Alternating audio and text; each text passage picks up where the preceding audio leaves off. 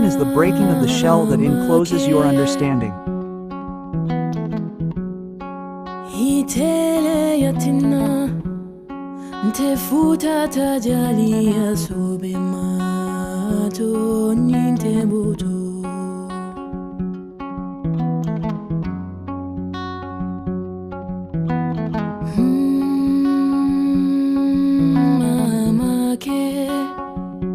Itele yatina teye ninjali asilota kang futandi na roma